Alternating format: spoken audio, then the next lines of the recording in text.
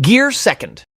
Luffy first uses Gear Second during Eni's lobby. By pumping his blood faster using his rubbery veins, he increases oxygen delivery and metabolism. This dramatically enhances his speed and strength. His body emits steam due to the heat generated from the high-speed blood flow. It's an aggressive power-up that turns Luffy into a blur in combat. However, this form puts immense stress on his heart and body, especially before the time skip. He used it to overwhelm enemies like Blueno and Rob Lucci, and continued refining it over time, eventually making it a core part of his fighting style.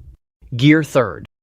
Luffy activates Gear Third by biting his thumb and blowing air directly into his bones, inflating a limb to the size of a giant. This dramatically increases the power of his punches, allowing him to break through massive structures or heavily armored foes. His attacks in this form are slower but extremely destructive. The early drawback was that after using Gear 3, Luffy's body would deflate into a chibi form for a short time, leaving him vulnerable. After the time skip, he eliminated this weakness.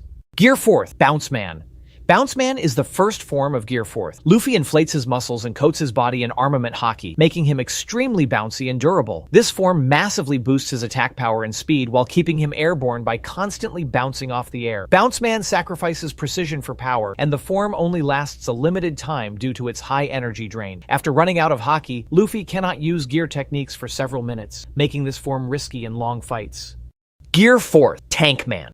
Tankman is a variation of Gear Fourth that emphasizes defense. Luffy becomes massively inflated, especially after overeating. The form was only seen during his battle with Cracker, where Luffy used his bloated body to absorb attacks and then launch Cracker out of the forest with a counterattack. This form trades agility and speed for sheer bulk and reflect power. It's a situational form, best used when Luffy's body is full and defense is more important than mobility. Gear Fourth, Snake Man. Snake Man is a sleeker form of Gear Fourth built for speed and unpredictability. Luffy's body becomes leaner, and his arms extend rapidly with whip-like movements. The key feature of Snake Man is that his punches can change direction mid-air, tracking opponents in real time. This form is ideal against fast and evasive enemies. Luffy used it to counter Katakuri's observation haki, matching his speed and outmaneuvering his future sight ability.